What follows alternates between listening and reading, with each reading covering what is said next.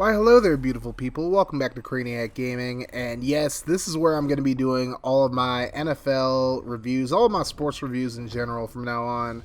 I know I do have the Crayniaq Sports and Entertainment channel, but I'm going to be merging these instead of just spreading them out at this point in my YouTube quote-unquote career. So this is what we're going to be doing now. We're going to keep rolling with this. Make sure you guys hit that like button, hit the sub button if you're new. Also, click the notification bell to join the notification gang. And we're going to keep it rolling as the Green Bay Packers beat the Chicago Bears 10-3 in yet another boring opening night in the NFL. Honestly, the majority of the recent Thursday night games have just been like this, like really low scoring games, with the exception of the Chiefs-Patriots game 2 years ago. That was actually a high scoring game, but like really no defense was played in that game. Matt LaFleur gets his first win as an NFL head coach. This game was all about the defenses, however, for the most part, as Packers fans offensively found out what all of us Titans fans had to find out the hard way last year. Matt LaFleur is just not a very good play caller, and that's just putting it bluntly. I mean, he does a lot of this cute stuff, like all this gimmicky stuff, and honestly, it's going to be the downfall of the Packers this year because he wants to do all this gimmicky type stuff. Here's a good example of what I'm talking about. Fourth quarter, late in the game, the Packers trying to run out the clock after the Adrian Amos interception. You get 5 yards on first down on the ground, and then what do? The very next play, you decide to throw it. Like in that situation, just run the ball again. Like just run it 3 times and punt it, honestly. Like you're trying to get way too cute. You nearly turned the ball over on the play, but luckily they didn't get the pick. Honestly, the way the defense played in this game, you might as well just run it 3 times. If you don't get the first down, you rely on the defense. The Bears have no timeouts. Now, obviously, we're going to get to Mitchell Trubisky in just a moment and why that decision didn't cost them. But decisions like that might cost them down the road. You never know. But it's like the first few drives of the game really look like vintage Matt LaFleur play calling from last year. I mean, first drive, you run on first down, you gain nothing. Second down, you try to run a screen pass, you gain nothing. Third down, you try to pass it, Aaron Rodgers gets sacked. I mean, if that's not like 90% of the Titans' drives that went 3 and out last year, I don't know what is. I mean, that's just vintage Matt LaFleur play calling. So I think at a certain point, he needs to just give away the play calling responsibilities because he wasn't a play caller with the Rams 2 years ago. Tennessee lets him call plays last year, and our offense was absolutely anemic. You can blame Mariota all you want, but a lot of the time it was really LaFleur's fault for just calling the game like really conservatively. And you can't do that when you have Aaron Rodgers at quarterback. Now, granted, the Packers don't really have the best weapons in the world. Outside of Devontae Adams and an aging Jimmy Graham, you really just don't have that much at all. I mean, Aaron Jones isn't a very good running back. Let's just keep it all the way real. Marquez Valdez-Scantling just isn't a number 2 receiver. And honestly, outside of that, I can't really name any other guys they have. They have Mercedes Lewis now, but he's way washed up at this point. So yeah, the Packers don't really have the best receivers in the world or anything like that, but still, you got Aaron Rodgers at quarterback. Let him let it fly at this point. I mean, at this point in his career, you might as well just let him call his own damn plays because I swear to God, it's not like LaFleur's not doing a very good job of calling plays already.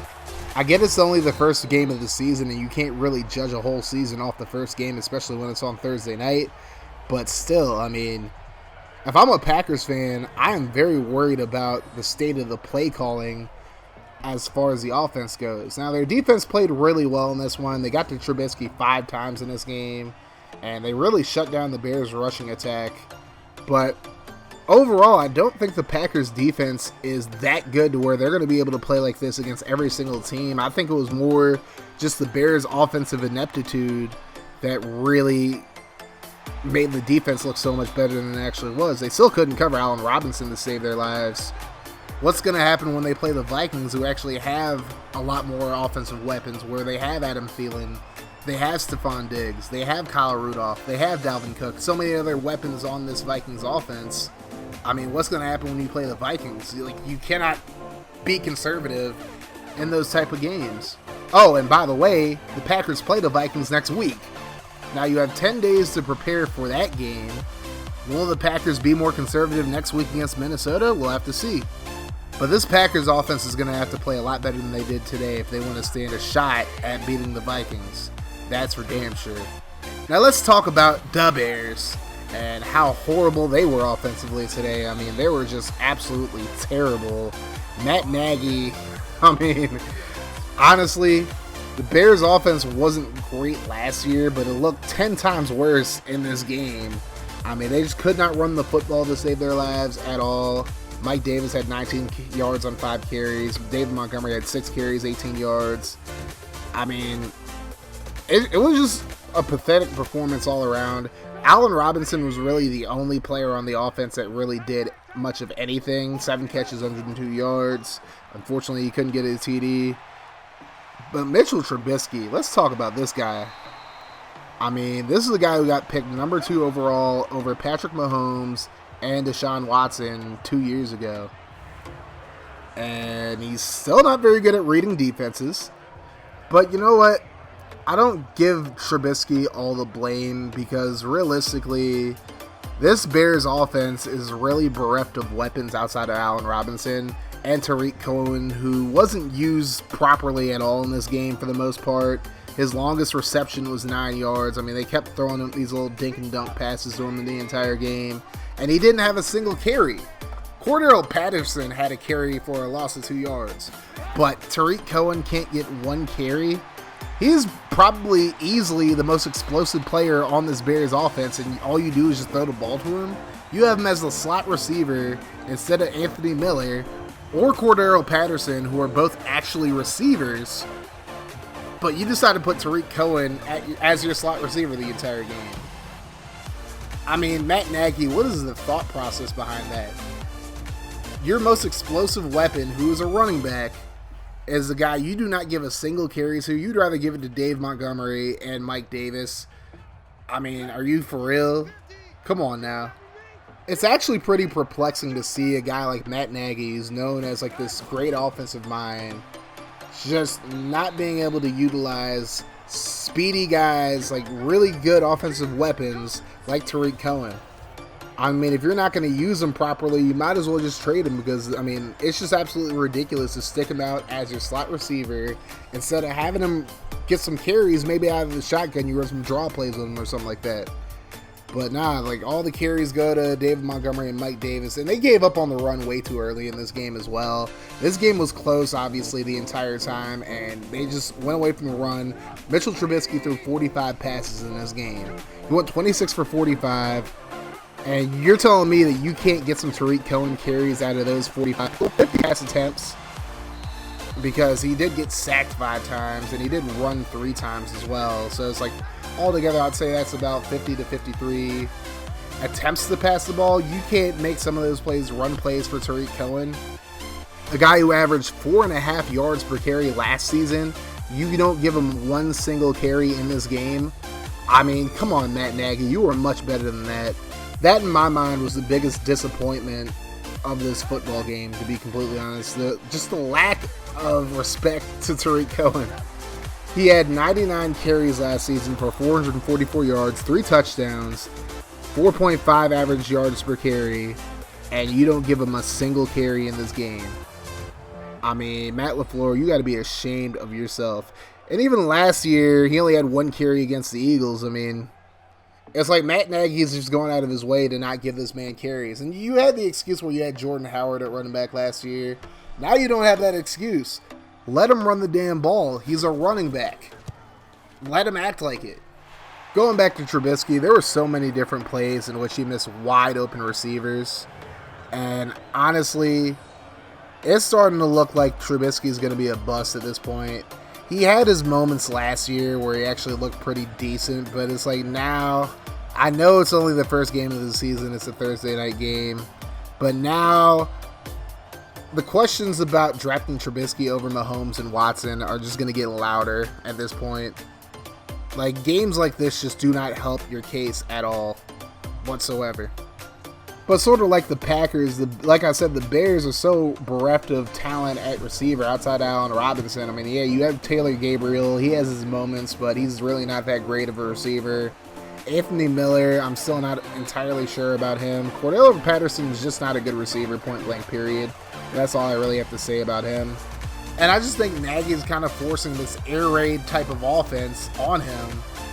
And Trubisky just doesn't really strike me as a type of quarterback that can play like an air raid type of offense. I mean, he doesn't seem like a quarterback who can lead your team to victory. He's more of a game manager at this point, in my opinion at least.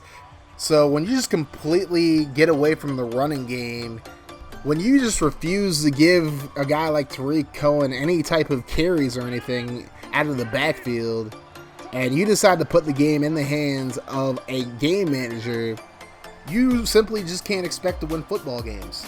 Straight up. You just can't expect to win football games that way. It's like you're trying to put so much on Trubisky with no type of running game, where you're just trying to make it an air raid offense. If you would have drafted Patrick Mahomes, boom, you could run the air raid all day. Now, I get that wasn't a Nagy selection. I totally get it. You can't really blame him for that. He's just kind of working with the scraps that he's given at this point. But at a certain point, you got to cater your offense to your quarterback's strengths and not his weaknesses. Simply put, Trubisky's not going to do well if you force him to drop back 50 to 55 times a game. He's just not that type of quarterback. I mean, you can just say, well, let's just get a new quarterback. You can't really do that at this point in the season.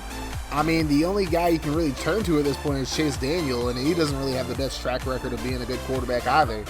Now, could they trade for a guy like Josh Rosen? Or hell, could they even trade for Ryan Tannehill? I mean, I don't know. I don't know if Tannehill or Rosen would be better options for the Bears at this point. Because if you can't cater to Trubisky's weaknesses, you're not going to do very well with a guy like Tannehill, who just kind of is what he is at this point. You're not going to do well with a guy like Josh Rosen, where people already question his work ethic for the game. I mean, you're stuck with Trubisky at this point. So instead of trying to force this air raid crap on him, why not try to make your offense a little more like a West Coast offense? I mean, you could kind of do what Ron Rivera did for Cam Newton his rookie year, kind of just have him read half the field, because clearly reading the whole field is still a huge struggle for Trubisky. And I'm not saying you have to do it forever. I mean, Cam Newton can read most of the field at least better than he could when he was a rookie. But have him start throwing a lot of shorter passes, because outside of Allen Robinson, you really don't have a deep threat on this team. So you might have to just start dinking and dunking it. And it's like you can win games off of dinking and dunking passes. I mean, Tom Brady and Drew Brees, their entire careers for the most part have been a lot of dinking and dunking. I mean, obviously, for one, I'm not trying to compare Mitchell Trubisky to Tom Brady or Drew Brees. And two, I'm not saying that Brees and Brady have done that their entire careers. They can both definitely let it fly downfield, but at the same time, like, a lot of their passes are usually shorter to intermediate routes. So maybe that's what Nagy needs to do for Trubisky. Have your receivers run some shorter routes, get the ball out quicker, make smarter reads, and boom, there you go. Trubisky can at least be a decent game manager. It'll open up the run game a little more too, so guys like Montgomery and Davis can get more than 3 yards a carry. I don't know. In general, I just think the Bears need to revamp their offense and try to cater it more to Trubisky. I know a lot of you guys will say, oh, well, you shouldn't have to cater to your quarterback like that. If he can throw, he can throw. If he can't throw, he can't throw. If you're investing as much money into the quarterback position as every team in the NFL is doing right now, well, you better be damn sure that you cater to whatever the hell the quarterback wants you to cater to. Like, honestly, you better cater to every last one of his strengths and do your best, do your damn best at that to hide every single weakness they have. Or what are you spending all that money for? Straight up. Overall, the Bears just need to do a better job of hiding Trubisky's weaknesses. And later down the road, even after this year, if they decide that they want to move on from Trubisky, then that's fine. But this season right now, Trubisky probably gives them the best chance to win football games, because Chase Daniel ain't going to win you nothing. And honestly, you trade for a guy, they're not guaranteed to win you anything either. I will talk about the Bears defense a little bit as well. They played really well. It's a damn shame that the offense didn't help them out at all. I don't think Khalil Mack had a single sack in this game. No, he had one tackle for a loss. Leonard Floyd had 2 sacks. Akeem Hicks had a sack as well. Roy Robertson Harris had a sack. And Aaron Lynch had a sack in this game. But I think that's just kind of the Khalil Mack effect. I think, his presence on the field will have your offensive line completely shift their attention to him, and thus they'll pretty much ignore the rest of the Bears defense, and that's a huge no-no because they still have studs on that defense outside of that. I mean, Akeem Hicks ain't no punk. Aaron Lynch ain't no punk. Of course, you still have Danny Trevathan, who's really injury-prone, but, I mean, he's still a damn good middle linebacker. Leonard Floyd is damn good, has plenty of potential to get even better than he already is, and he's already damn good. But, again, the Bears are in the same boat as the Packers in which, yeah, their defense is good, but we're in an offensive-oriented NFL now, especially through the passing game. And you can't expect to hold every single team to 10 or 3 points. I mean, obviously you have the Vikings in your division. Both of these teams are going to have to deal with them boys, the Eagles, the Chargers, and the Chiefs at various points in the season. So it's not like you're playing a bunch of scrubs, and obviously they got to play the Vikings twice, each of these teams do. So honestly, these offenses are going to have to get it together, or it's going to be a long season for both of these teams. But I think both of them will end up bouncing back and playing better than they did in this game. I do give both defenses credit. Both defenses played really well in this game, but I think it was a lot more offensive ineptitude than anything else, honestly. And these offenses are going to have to get it together before it's too late. But let me know in the comment section what you guys thought about this game. Did you think this was more of a defensive struggle? Did you think the offenses just didn't play well? Let me know in the comment section, guys. Thank you so much for watching this video. Make sure you guys hit that like button, hit the sub button if you're new. Also, click on the notification bell to join the notification gang. And if you guys like what I do and you want to support the channel in a more personal way, consider becoming a patron. The link's going to be in the description as always. A big shout out to my current patrons: Beat Up Productions, Franchise Gaming, Colin Mentor, Zach Brader, and Joshua Fernald. If you guys want to join in with the patrons, the link's going to be in the description like I said. Now, all patronage and donations are never required for me to do what I do, but they're always very much appreciated, and even $1 a month helps out the channel exponentially. But that's going to do it for me, guys. You have yourselves a wonderful rest of your day, night, or whenever you're watching this. And like I always say, guys, no matter what happens, make sure you keep that mofo rolling. And I'm out of here. Deuces. God, they tryna turn me to a monster. Every year I'm a conquer. Okay, see, I bring the thunder. Walking in humble, Ali Muhammad. Sting you like Bumble. Running with pride. 10 over, eyes to a bliss. I don't fumble blind.